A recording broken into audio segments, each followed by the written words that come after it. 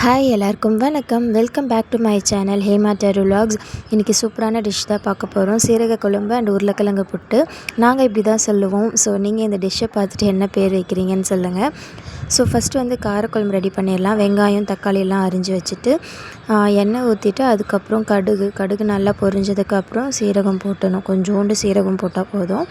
போட்டுட்டு நம்ம வந்து பூண்டு வந்து போட்டு ஆட் பண்ணி அதுக்கப்புறம் வெங்காயம் போட்டு வதக்கிடணும். இந்த வெங்காயம் வதக்குற கேப்பில் வந்து நம்ம புளி கரைச்சி வைக்கிறது, அதுக்கப்புறம் வந்து சீரகம் வந்து நல்லா நல்லா வந்து தட்டி வச்சிடணும். இந்த பூண்டு தட்டுவோம் இல்லையா, அதில் போட்டு நல்லா தட்டி வச்சிடணும். ஒன்றும் பாதியமாக தான் இருக்கணும்.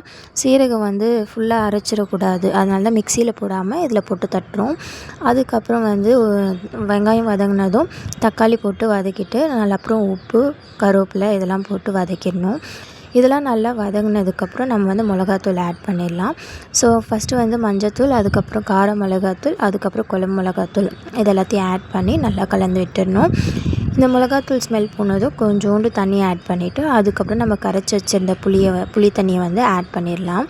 ஸோ இந்த புளி தண்ணி வந்து நல்லா கொதித்து வரணும். அப்படியே ஒரு மாதிரி நுரை வந்து கொதித்து வரணும்.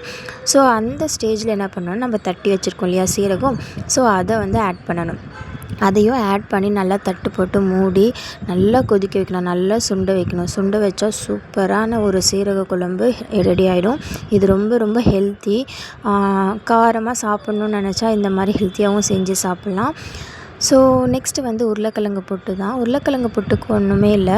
நம்ம வந்து உருளைக்கிழங்கு ஒரு 2-3 வேக வச்சு எடுத்துட்டு அதுக்கப்புறம் வந்து கடுகு சீரகம் போட்டுட்டு தாளிச்சிட்டு இடித்த பூண்டு போட்டு தாளிச்சிட்டு அதுக்கப்புறம் வெங்காயம் போட்டு வதக்கிடணும். அதுக்கப்புறம் பச்சை மிளகா போடணும். பச்சை மிளகா வந்து நிறையா போடணும். ஏன்னா நம்ம கண்டிப்பாக இதுக்கு மிளகாத்தூள் போட மாட்டோம். ஸோ பச்சை மிளகா வந்து கொஞ்சம் நிறையா போட்டுட்டு அதுக்கப்புறம் உருளைக்கிழங்கு ஆட் பண்ணி நல்லா வதக்கி விடணும். அது நல்லா வதங்கினதுக்கப்புறம் தேங்காய் வந்து கொஞ்சோண்டு திருவி வச்சிடலாம். ஸோ அந்த தேங்காய் வந்து இப்போ ஆட் பண்ணிடலாம். ஆட் பண்ணி அதையும் நல்லா கலந்து விட்டுட்டு ஒரு 2 மினிட்ஸ் 3 மினிட்ஸ் விட்டாலே போதும். சூப்பராக உருளைக்கிழங்கு புட்டும் ரெடி ஆகிடும். ஸோ காரக்குழம்பு உருளைக்கிழங்கு புட்டு வச்சு சாப்பிடும்போது சூப்பராக இருக்கும். நீங்களும் ட்ரை பண்ணி பாருங்கள். ஸோ எங்கள் டே இப்படி தான் போச்சு. உங்கள் டேவும் சூப்பராக போயிருக்கும். உங்களை நெக்ஸ்ட் வீடியோவில் பார்க்குறேன். அது வரைக்கும் டாட்டா.